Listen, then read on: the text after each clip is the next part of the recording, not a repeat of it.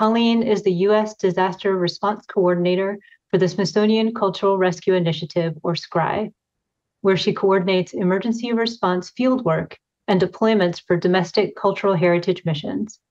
Prior to joining SCRI, Colleen worked for the Smithsonian Provenance Research Initiative as the U.S. project coordinator for the German-American Provenance Research Exchange Program.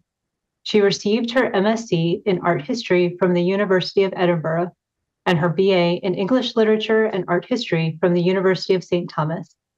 Colleen's presentation is Disaster Response in the U.S., Examples from the Smithsonian Cultural Rescue Initiative. Colleen, it's good to see you. Over to you. So thank you. Hello, my name is Colleen Carroll, and I'm the Domestic Disaster Response Coordinator for the Smithsonian Cultural Rescue Initiative. I'd like to quickly thank Sam for inviting me to speak, as well as all the other conference organizers for their incredible work pulling this program together. The Smithsonian Cultural Rescue Initiative, or SCRI, is the externally facing disaster response for cultural heritage team at the Smithsonian Institution in Washington, D.C. SCRI began out of a disaster. On January 12th, 2010, a 7.2 magnitude earthquake occurred just outside Port-au-Prince, Haiti. Hundreds of thousands of people lost their lives, another 1.5 million were left without homes, and much of the nation's infrastructure was destroyed. In addition to this decimation, the earthquake endangered Haiti's rich cultural heritage. Archives, libraries, and collections of artworks and artifacts, which contained irreplaceable documentation of its people's history and identity, were at risk. Furthermore, the vibrant Haitian artist community were also displaced. Their studios were destroyed and their livelihoods upended. There was humanitarian aid coming into the country, but nothing was being routed to help the cultural sector. And this isn't surprising. More often than not, as we know, cultural heritage is not included in the response phase, but left for later recovery efforts. Due to its previous relationship with the Haitian cultural community through the Smithsonian Folklife Festival, the Smithsonian developed a plan to help. It partnered with multiple U.S. organizations, including arts groups, federal-level agencies, nonprofits, and cultural professional organizations. All of these organizations coming together was somewhat unprecedented at the time, and together they formed the Haiti Cultural Recovery Project. Olson Jean Julien, a former consultant for the Smithsonian Folklife Festival and former Minister of Culture in Haiti, worked with the Smithsonian's Dr. Richard Curran to assess damage and to put together a list of needs for the island's cultural community. The project brought together conservation and collections personnel from across the Smithsonian to Haiti for extensive response interventions. The project stabilized and rehoused more than 30,000 objects, including artifacts, paintings, sculptures, architectural fragments, and historic documents, and trained more than 150 Haitian cultural heritage professionals in disaster risk management and collections conservation. And here at the top on the left, you can see Dr. Richard Curran. He's the one in the hat, who is now the Smithsonian Ambassador at Large. Below that, we have a Smithsonian conservator mentoring Haitian trainees. And on the right, team members of the Haiti Cultural Recovery Project are building scaffolding as a first step to save the surviving murals, which you see kind of in the background, at the Holy Trinity Episcopal Cathedral. This project was a watershed moment in the field. Because of the success we experienced in Haiti, the Smithsonian realized it could continue to assist helping other cultural organizations around the world and here in the US during times of crisis. SCRI's founding director, Corey Wagner, pictured here, was brought on to lead the continuing project, which became the Smithsonian Cultural Rescue Initiative. Today, our mission is to protect cultural heritage threatened or impacted by disasters, and to help U.S. and international communities preserve their identities and history. We fulfill this mission in 4 ways. Recognition.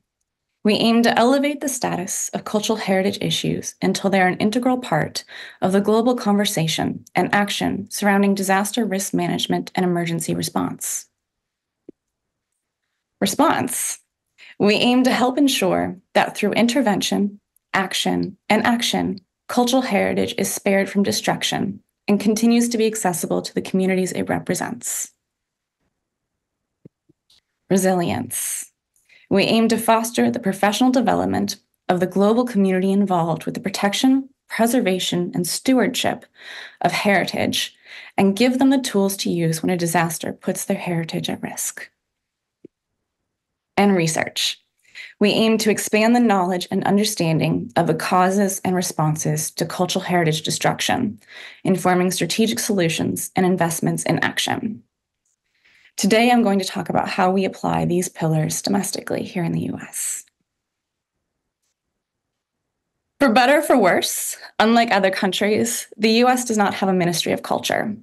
We don't really have time today to go into the history of why that is or really how it operates today, but I do want to highlight an organization that is formed to assist US cultural organizations that are responding to disaster, and that's the Heritage Emergency National Task Force, or HENTF. HENTF was originally founded in 1995, and since 2015, it has been co-sponsored by the Federal Emergency Management Agency, or FEMA, which is the US Disaster Response Agency, and the Smithsonian Institution. It's a partnership of more than 60 national service organizations and federal agencies, and the mission of HENTF is to protect cultural heritage in our nation's states, tribes, territories, and local communities from the damaging effect of natural disasters and other emergencies. The goal of HENTF is to share information, raise awareness, and provide response. And here you can see a list of the member organizations of HENTF. The federal agencies are listed at the top in red, and our private nonprofit agencies or national service organizations are listed below in black. HENTF's non-federal members represent various cultural heritage sectors, including the arts, culture, emergency management, tribal interests, and historic preservation. Each of the federal agencies listed here is able to support response and recovery efforts, and each of the private nonprofits listed has a network of stakeholders and the ability to push information out to their constituents. Conversely, each is also able to gather information, such as reports of damage and requests for assistance from their members, and pass them along to HENTF. So there are a few different ways that SCRI can offer assistance following a disaster in the US. The first I'm going to talk about today is Save Your Family Treasures, or SIFT. The SIFT program was started in 2016 as a collaboration between the Smithsonian and FEMA. The program brings Smithsonian collections experts to regions affected by disasters, where they host workshops in FEMA disaster recovery centers for survivors. The workshops demonstrate how to salvage, meaning handle, dry, and clean, family heirlooms or treasures that have suffered damage. We also share tips on personal safety and prioritization and preservation options. The program utilizes materials that can be found in local hardware or supply stores and are therefore more accessible than traditional conservation materials. We are very pleased that in the last year or so, we've expanded this training program so that FEMA reservists and conservators from other HENTF member organizations, including the Library of Congress and the National Archives and Records Administration, for example, can now deploy for this program. And here we have a museum specialist from the National Museum of American History. She's at a DRC in Corpus Christi, Texas, following Hurricane Harvey in 2017. And what she's showing here is how to salvage photographs that perhaps have come stuck together due to water damage. Here you'll see the Smithsonian's Gwen Manthe, who is a conservator at the Smithsonian American Art Museum, and FEMA's reservist, Tonya Blades, at a disaster recovery center that was held in a library. This picture is from 2022 in a SIFT deployment to Fort Myers, Florida, following Hurricane Ian. We've deployed Smithsonian personnel to lead SIFT workshops in Iowa, Nebraska, Texas, Louisiana, South Carolina, and Florida. And this past September, we deployed personnel to North Carolina following the historic Hurricane Helene. The Smithsonian also deploys subject matter experts to support disaster needs following a disaster declaration. And to start, I'm going to take you all the way back to the beginning of SCRY, into 2012 when Hurricane Sandy hit. This was our first instance of being more involved with domestic response. The storm hit the northeastern part of the United States in September of that year and resulted in an estimated $70 billion in damage. Through HENTEF, we developed a cultural crisis recovery center in New York City, assembled 2 truckloads of conservation supplies for use by various organizations, and worked with a number of institutions to salvage materials. Here you see the Smithsonian's Carol Grissom, who's from the Museum Conservation Institute, working with colleagues at the Martha Graham Dance Company in New York. The company's costumes, ephemera, and important collections of theatrical sets were flooded for several days. Through the efforts of HENTEF members, these items were removed and freeze-dried or removed to a warehouse for air drying. They have since been stabilized and returned to the company. In 2017, Hurricanes Irma and Maria devastated Puerto Rico and the U.S. Virgin Islands, causing widespread damage and threatening priceless works of art and archives. Similar to the situation in Haiti, the Smithsonian had a long-standing relationship with the cultural communities due to the Smithsonian Folklife Festival.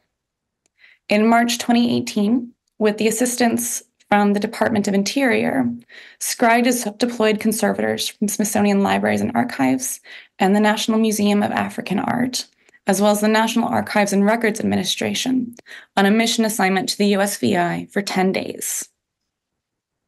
They visited 27 cultural, historical, and territorial government institutions and document depositories that have been impacted by the storms.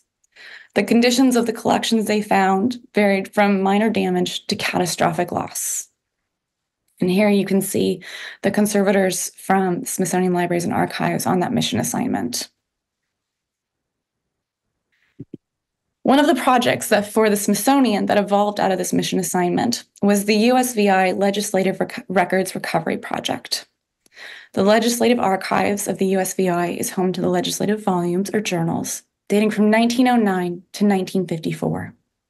The journals were heavily damaged due to serious flooding in the building and subsequently by mold. The USVI legislature, SCRY, and the Smithsonian Libraries conducted a project to salvage, freeze-dry, digitize, and preserve a set of 20 volumes from the historic records. The Smithsonian Libraries conserved and digitized the volumes, and I'm hoping this video works because it is a wonderful show of the work that was done. I'm going to have to do it this way.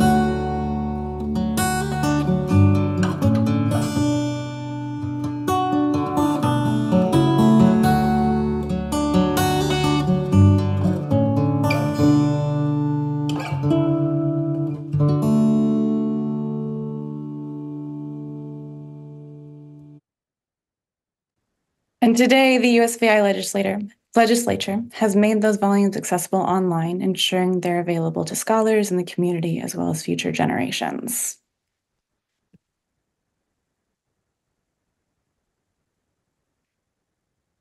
In Puerto Rico, several Smithsonian museums came together to cover the costs of emergency diesel fuel for the Museum of Art Puerto Rico to keep its generator and air conditioning running.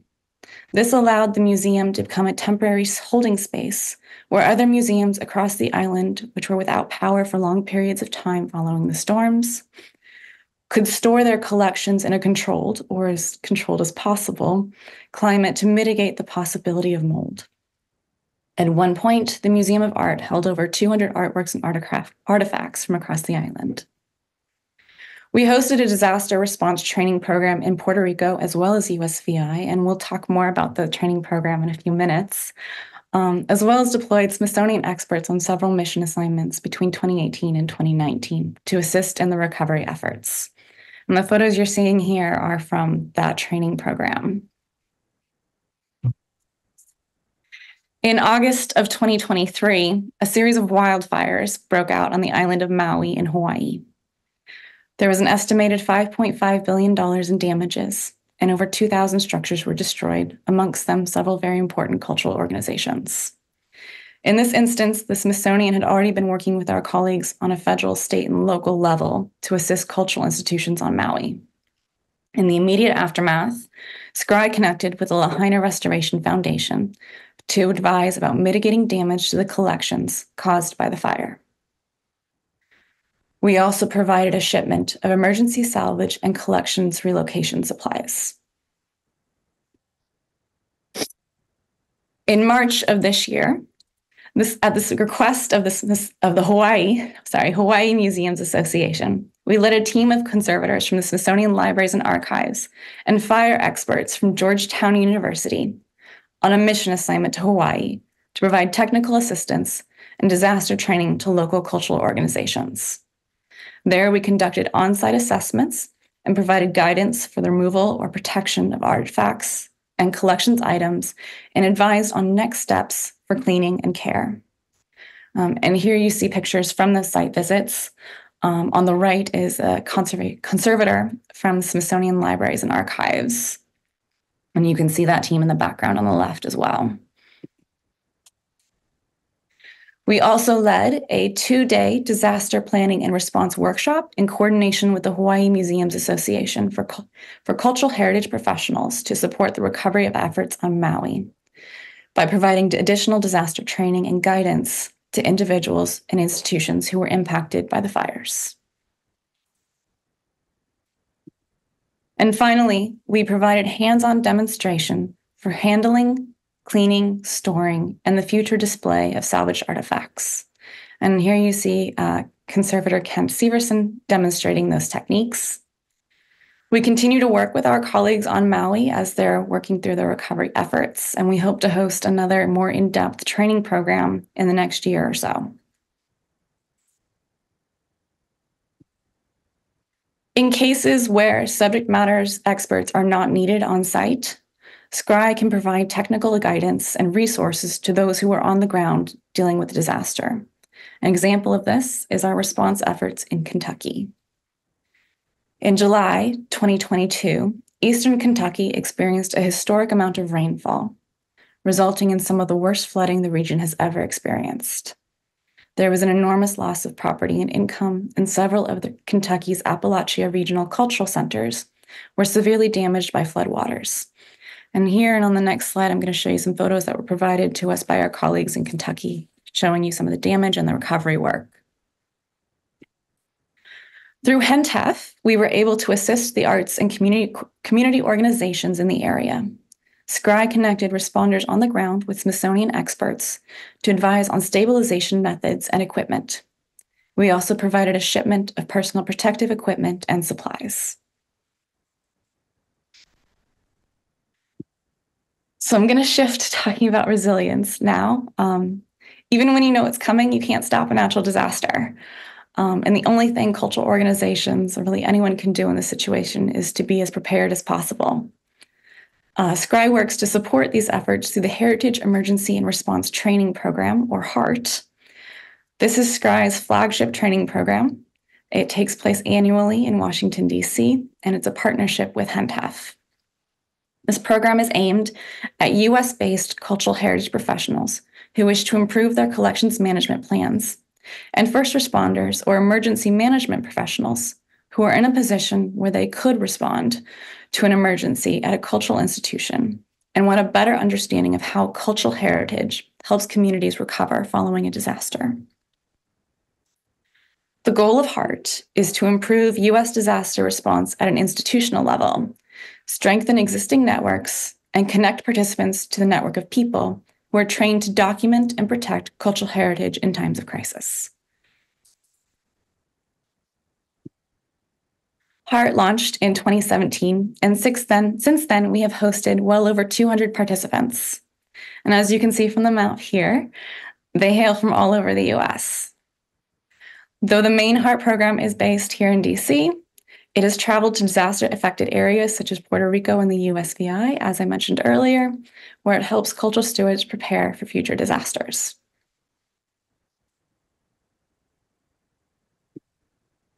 We did have to pause HEART training for a few years due to COVID. However, in 2021, we held a virtual HEART program that included what we called Stories from the Heart. It's a video series that featured graduates of the HEART program. And each video shares the graduates' experiences in preparing for and responding to a disaster that impacted the cultural heritage in their care. They also discussed how the HEART program helped their ability to do so. The video I'm about to show you here is from Pepper Youngs. She's a 2018 HEART graduate and the curator and park supervisor at the California State Parks. She'll describe how she led an effort to evacuate collections due to the immense Caldor Fire, which was threatening Indian Grinding Rock State Historic Park in 2021. You'll hear from her how the documentation and evacuation techniques that she developed during HEART were put to use. And I'm going to have to pause that again.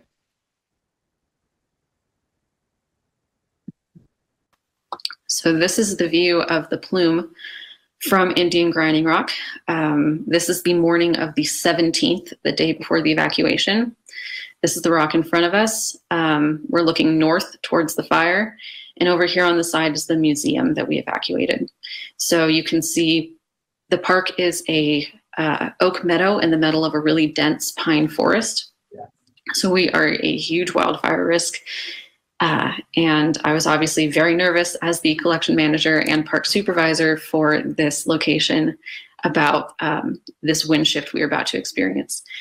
I was also in the really weird position of the collection manager, where obviously with the HEART program training I've had and the emergency response experience, I was ready to start packing, but I wasn't allowed to start packing until I got permission from my district leadership, which they didn't want to give for various reasons. And so I was ready to start. We knew the winds were going to shift. I wasn't allowed to start packing, so I just started doing what I was allowed to do, and that was preparation. That mostly came in the form of photographs and label planning, which it sounds crazy to say it now, but one of the biggest things I learned from HEART in 2018 was the importance of record keeping during an evac. When we're responding to wildfires, often boxes don't get labeled, which seems like a crazy thought to collection managers, but you don't have time necessarily when a fire is moving your way to stop, look for the object number, label every box, make sure it gets put in the right place. And so I tried to come up with a faster system rather than having our, should the collection get evacuated, rather than having people tracking down object numbers. Just a really quick way to do some record keeping to help reduce that risk of disassociation, which is really elevated during an evac. So the very first thing I did. But because of time, I am going to pause the video there. But I really encourage you to take a look at these videos. They're available on our YouTube page. It's one thing to learn about this in a classroom. It's an entirely different thing to take those skills and use them in the field during an emergency. Another training program that SCRI has developed is the Army Monuments Officers Training Program, or AMOT. This program was inspired by the legacy of the World War II era monuments men and women. In October 2019, the Smithsonian Institution and the U.S. Army Civil Affairs and Psychological Operations Command, USACAPOC, signed a memorandum of understanding in order to increase collaboration in protecting and preserving cultural property during armed conflict, and developed a training program for Army Reserve Civil Affairs soldiers.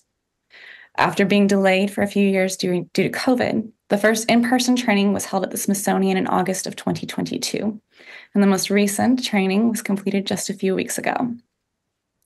Here you see photographs of the 2022 cohort participating in a collections evacuation exercise. And here we have an American officer alongside officers from the US and Lebanon participating in an object handling exercise during a wet salvage project with a Smithsonian Museum collection specialist. And finally, I'm going to talk a little bit about our research projects today. For a few years now, SCRI has had a research partnership with the Cultural Heritage Monitoring Lab at the Virginia Museum of Natural History, the Center for International Development and Conflict Management at the University of Maryland, and the University of Pennsylvania Cultural Heritage Center.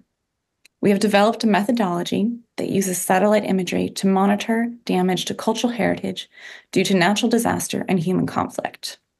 Until recently, most of the research has had a more international focus. We've been looking at Ukraine and Sudan, amongst other places. However, following Hurricane Helene in September, SCRI and Kimmel took that methodology to look at the storm's impact in North Carolina. We identified 161 potentially impacted cultural sites in the western part of the state.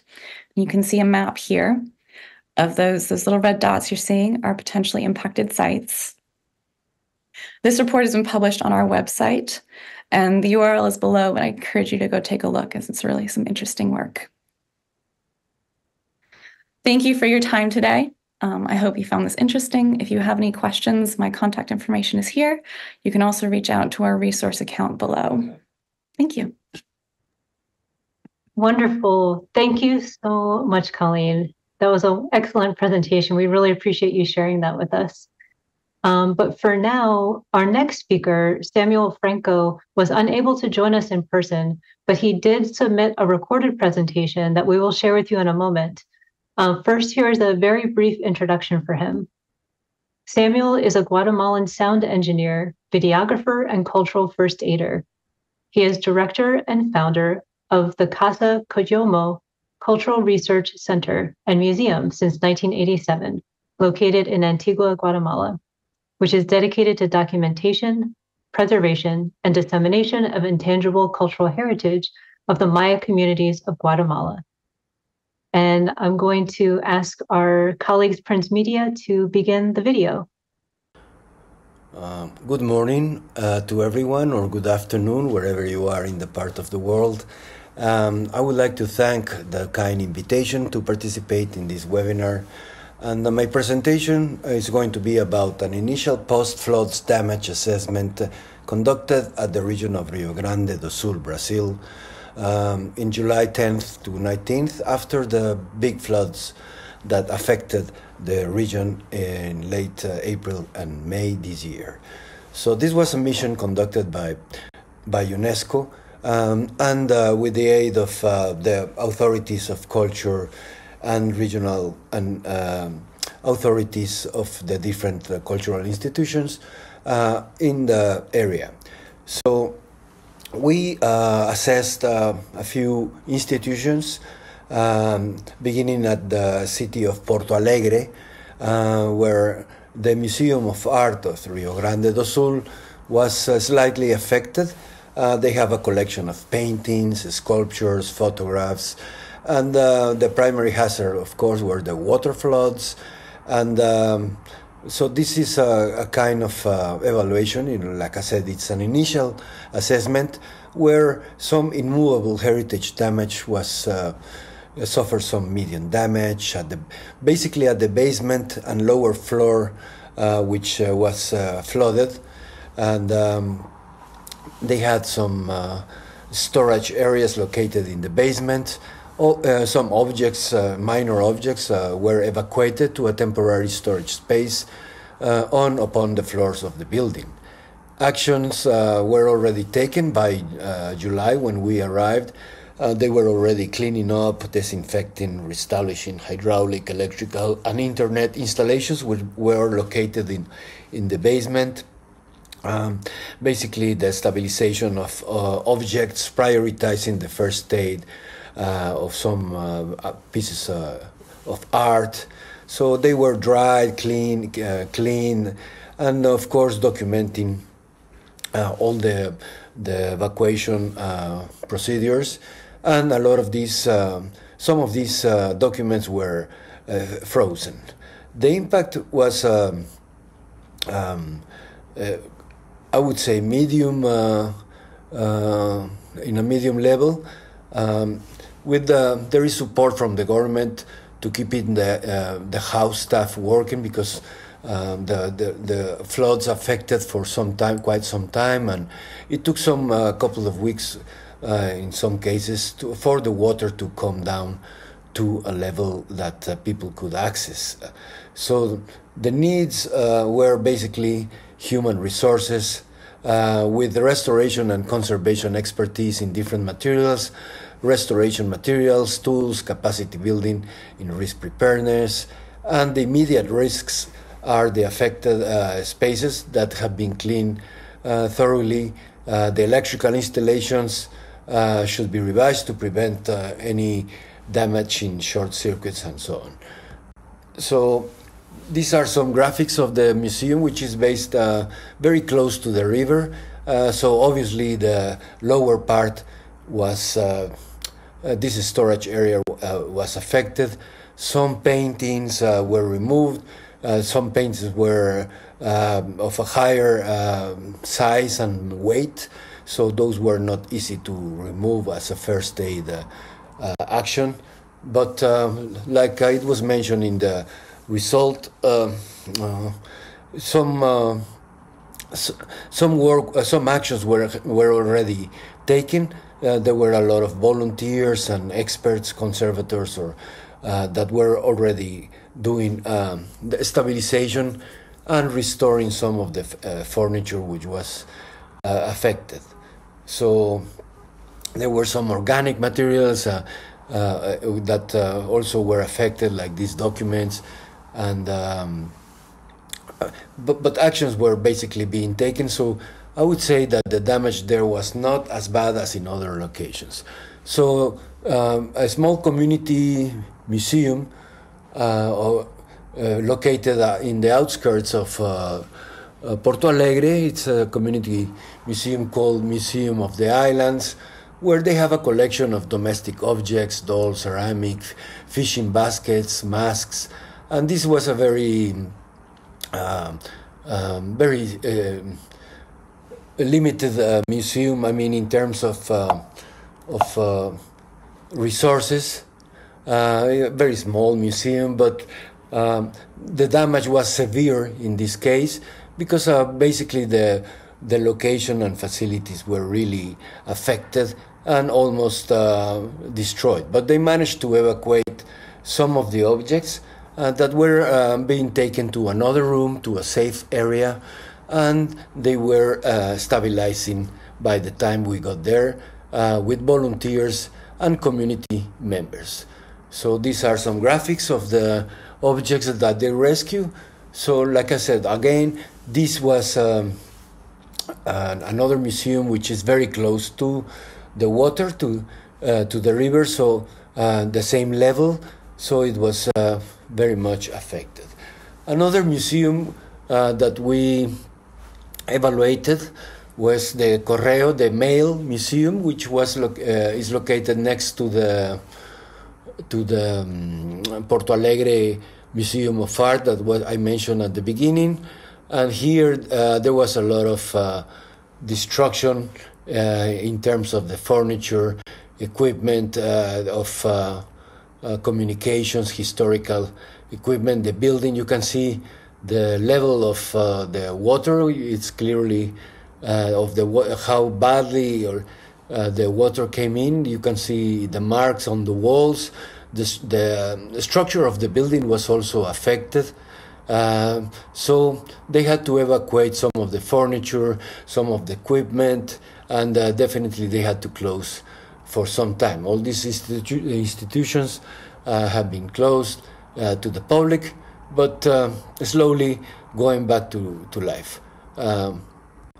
So another museum that we visited was in outside Porto Alegre, a few miles away, in a small village or community called Igrejinja, which is a municipal museum, and this was severely affected, again next to a river, very close to a river, so definitely it was bound to happen.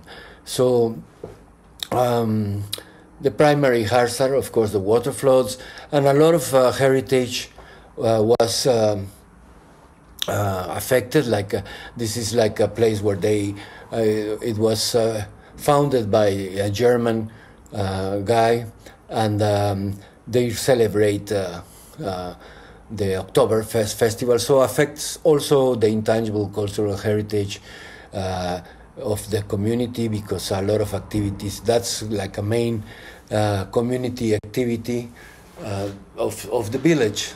So here they had some kind of music, a collection of musical instruments, communication and radios, cameras, videotapes, audio cassettes, photographic equipment that was severely damaged, in some cases completely lost.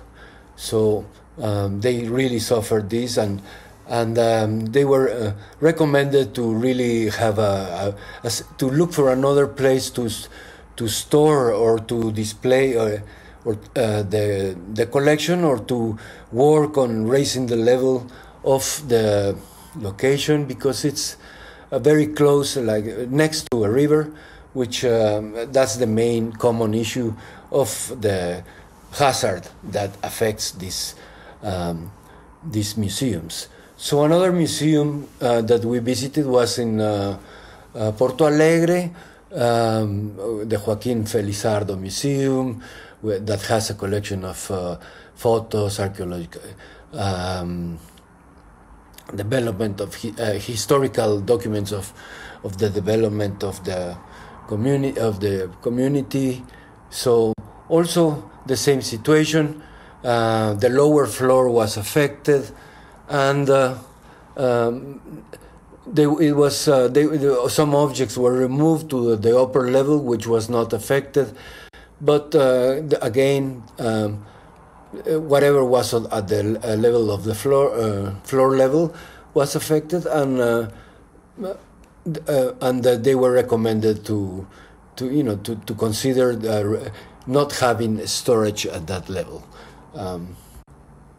So another museum was in the city of or town of San Leopoldo, which is a historical museum that has a collection of cameras, musical instruments, domestic electric applications, some medical equipment. And so they were already taking actions. This seems to be a very active community, because they managed to stabilize and to restore the collection. To restore the exhibit, I should say, not the collection, because some objects were severely affected, but it was in a very minor percentage. But this can give you an idea of the damage. Again, with the photographic equipment, audio devices, and another place that we visited was an archaeological site, the Roca Sales area, which is up in the mountains, where it is an archaeological site that was severely damaged. It's basically a place that had a lot of burials of ancient burials, but it was all covered by mud, being next to the river. This is a case that it was severely damaged. Archives are probably these paper documents are very fragile, and I think they suffer more than museums. I mean, the archives sector was severely affected. Again, everything was next. All these places are next to the river.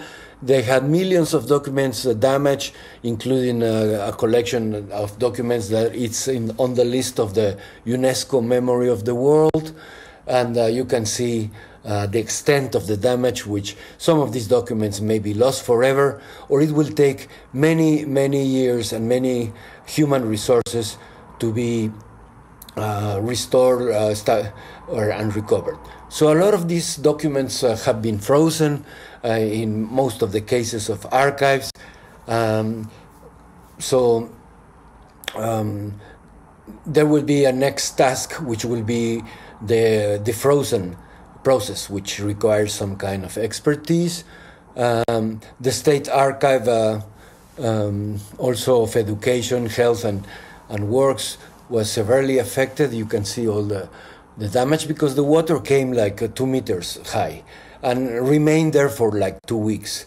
So that was a task to clean up, to especially creating microorganisms, fungus, and stuff that very polluted, environment that you need some kind of personal protection equipment to enter these places because of the contamination. You can see how the extent of damage in these archives.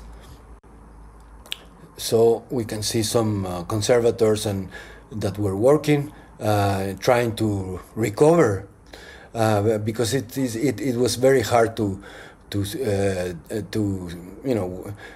decide what areas should be evacuated or restored or recovered due to the amount of the millions of documents that were damaged. You can see the fungus and the microorganisms or mushrooms and stuff like that were already there because of all these documents remain underwater for a couple of weeks or more.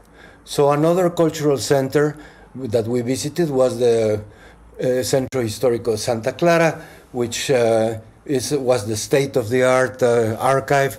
This was not close to the river, so therefore you can see that they not only have the resources better off than other archives. They have state-of-the-art storage, furniture, so they didn't suffer as much as that.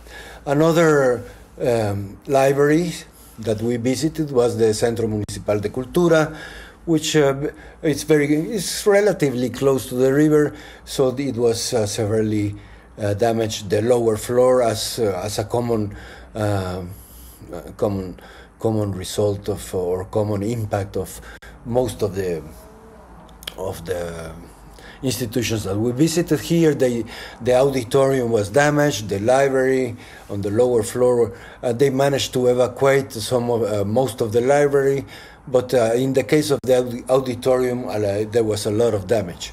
Another cultural center was the San Antonio Bread of the Poor Foundation, which was also it's a center that basically they compile documents and artifacts from the community nearby.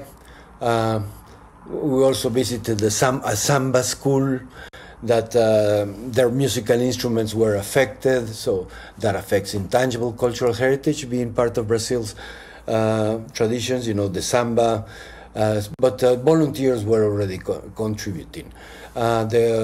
Another library that we visited was a social center for young people, very close to the river again. So their library was completely affected, or I would say destroyed, because some of these books or some of these documents are very hard to restore or to try to get them back. So we would say that the conclusions and recommendations that we have are very precise in terms of what we saw. There was total damage in some cases. So we recommend to create database of local specialists in conservation, consider sharing a safe temporary storage space with other institutions, conduct capacity building on risk preparedness, first aid to cultural heritage in times of crisis, coordination of an emergency task force of cultural first aiders, incorporating museums, archives, libraries, archaeological sites, and monuments. It's like the Blue Shield concept to get together with the 4 pillars of culture. Coordination of emergency actions, capacity building workshops, training, fundraising, raise awareness, educational campaigns, organize periodical meetings with communities, capacity building, practical simulations or capacity building for volunteers, community members, manuals, consider emergency toolkits for institutions, materials and equipment, capacity building and orientation in defreezing documents, update of inventories and documentation, memorandum of understanding between the Secretaría de Cultura and the civil defense agencies, or develop emergency plans and protocols for each cultural institution, recruit students for volunteer work, or coordinate academic credits with universities in return of work. Some cultural institutions will have to consider moving their facilities to a safer area due to the vulnerability of being so close to the water. So those were basically our recommendations, but because there is a history of floods in the area in previous years, there is evidence that these floods have happened, maybe to a different level, but they will come back, especially with all the climate changes that we are experiencing today. This is bound to happen. So we recommend to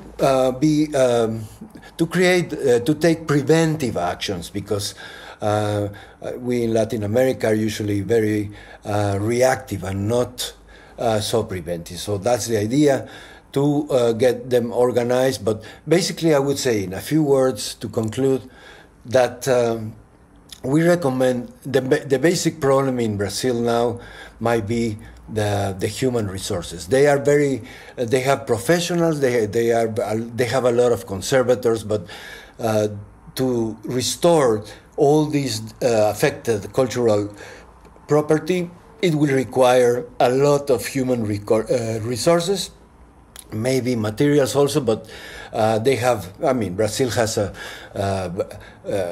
lot of, they are not so bad in terms of materials, and a lot of help came from cooperation, international cooperation, but basically the human resources would be a challenge, because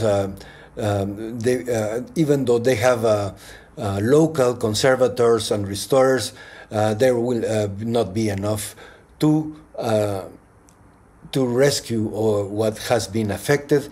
And also, they will have to prioritize what is, what has to be attended, because of the amount of heritage affected, it will be impossible to do it 100%, and also the time. This will take time, so they will have to take short-term, medium-term, and long-term actions for a plan to rescue this heritage. So thank you very much for your attention to this presentation, and I hope this gives you an idea of the extent of the damage that affected the Rio Grande do Sul region in Brazil. Wonderful, and we're thankful that Samuel was able to submit that for us to be able to share with you today. And unfortunately, he won't be here for Q&A or in the breakout rooms later, but we are fortunate that we still have Colleen Carroll with us. And Colleen, if you would please turn your video back on to hopefully answer some of the many, many, many questions that have been coming in for you, which is great. Okay, Great. You did a wonderful job again. Thank you so much for doing that and sharing your time with us today. We really appreciate it. So the first one is probably sort of a softball, even though it's a hard question, because we all deal with the challenges of funding when it comes to anything related to cultural heritage work, but especially when it comes to collections, emergency management, and disaster recovery. So where does the funding come from for travel, supplies, and training for the teams that are going to the disaster recovery centers or disaster areas? So it really depends. We do have grants that help fund these programs and that help fund the training and the supplies. But there are situations in which if we are working through FEMA or working through the Department of Interior, where we do get money from the federal government in order to send people to either take on a mission assignment and send those subject matter expertises on the ground, or also to deploy to this FEMA disaster recovery centers. So it really varies, but like everybody else, we're looking for funding everywhere.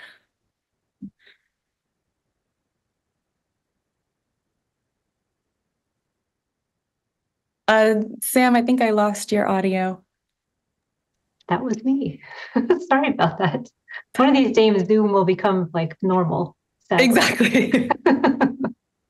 But another question is, the deployments seem like they are just all the time anymore with everything that's occurring across our country, at the United States, and across the world. But how long do the deployments usually last? And how many deployments occur for the same disaster? Like, do people go back multiple times? Are there multiple teams that go to the same disaster? How long does that last? Sure. So on average, a deployment lasts about 2 weeks. We like to make sure that our teams are on the ground and can sort of establish as much connection to the community as possible.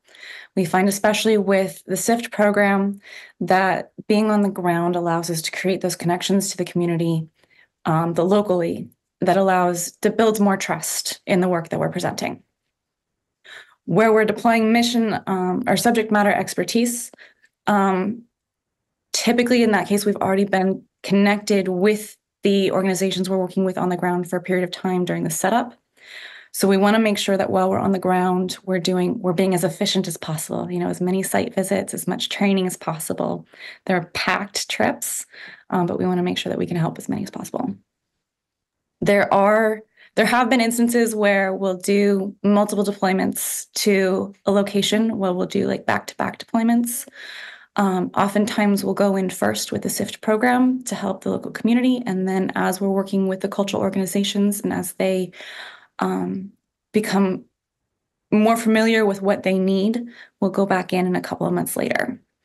We've also deployed, unfortunately, to multiple locations at the same time. And we've sent teams to both, in 2019, we sent teams to both Nebraska and Iowa at the exact same time. It was a crazy storm that hit, but we were able to do so. And after the deployments kind of have ended and you've closed that chapter, what is the follow-up that you have with the impacted areas or the communities that you've worked with? Sure. So through HENTEF, we're able to stay connected through multiple organizations. HENTEF has that 60 members of institution membership. And so that allows not just the Smithsonian, but for other of the organizations who have different specialties to stay involved in the community for as long as possible. And one thing that is very important to us is always making sure that that door is open, that even after we've left, that the cultural organizations in the community know that they can reach out to us at any time, and that if there is, fingers crossed, but you never can tell, if there is another disaster, that we are there to help. Wonderful. Thank you. Let's see. As an institution, do you propose, and I think I know the answer to this one, but do you propose training events only during disaster occurrences? Absolutely. Or when is the best time to train? The best time to train is now. It's always best to train during what we call blue sky periods. When everything is going well, please train and prepare then, because once a disaster hits, there are a million things going on, and you don't have time necessarily to think about, how to prepare. So if you can train now, if you can make sure that your organization has a disaster response plan in place, has team members in place who know what to do, everything's written down and documented, then you can be as prepared as possible. But training during the disaster, after the disaster, it's a Band-Aid, but it's not as helpful. Agreed. Let's see. Yes, there are many, many questions that have come in for you. So thank you so much for your patience as I'm going through them. Can you talk about the timing of when the Smithsonian responds to different types of disasters? Because, we hear about them all the time. And, is it things are imminent and that they're coming down the pike, so you start to prepare then and reach out to communities? When does the Smithsonian actually get into that response mode? Sure. So kind of always watching the weather. It's best to always be aware of what's going on. The first and foremost, what needs to happen after disaster is life-saving efforts. And we never want to get in the way of those efforts, and make sure that we don't become part of the problem. So we wait until those efforts are completed, and then we start talking about moving in. Once there's been a federal disaster declaration in the US, that's when FEMA can move in and open disaster recovery centers. Once they're open, we start talking about deploying the SIF teams. For subject matter experts, sometimes it takes a little bit longer, but we make sure that local cultural organizations in the community know that we're here to answer questions in the initial aftermath, and also to provide that expertise and, if necessary, people on the ground later. Great, thank you. And going back to, I think that this is regarding the USVI images and video that you showed, which thank you so much for sharing those videos. I mean, the USVI was frightening with the color of the mold that they were dealing with. And It was great to hear from the stories from the heart. That was wonderful to hear how things are actually being utilized after the course and the impact that you've had. But for USVI, the masks, for the filters that were being used by the conservators in the recovery of the documents, was that to protect them from mold, fungi? Yes, all of the above. We knew, because of the previous trip to USVI, we knew that the volumes were in very rough condition. However, no one had an opportunity to really look at them closely to identify exactly what was going on, and we wanted to make sure that every precaution was taken. So they're in the full suit with the masks, fully protected, to make sure that there's no harmful impact from the mold. Yeah, absolutely. And as most of us that deal with collections know, that there's a wide variety of things that are in and on our collections that are either inherent hazards or acquired hazards. So it's always better to put your personal protection first before you start dealing with the objects. I think we have time for one more question. Let's see, is there any specific network of countries that the Smithsonian keeps track of during such calamities? And this is kind of going beyond art and scry domestically. This is more of an international. Yeah. So one of the things that's really important to scry is our networks. We do have that network domestically, but we also have other networks internationally. We have multiple international training programs, and we use the networks that come out of those training programs to continue to make connections in the communities. We're currently doing a lot of work with Ukraine right now, as I mentioned, the research project, and you can learn more about that on our website and our publications there. But our initial connections, and the reason we were able to start working there so quickly, both in providing supplies to organizations that were moving their collections and in this satellite research, was because of those pre-existing networks, is that we knew who to reach out to immediately to assist. So it's not to say that there's one network that you sort of plug into. It's people everywhere. Every little piece builds this gigantic network of connections. And that's something that we take very seriously and is very important to us. Great. Well, Colleen, thank you again so much for your wonderful presentation and for taking the time to go through our questions today. We really appreciate you and all the work that you and Scry and Pentef and everyone that works with HEART does, especially going out to those disaster recovery centers. Thank you so much. Thank you for having me.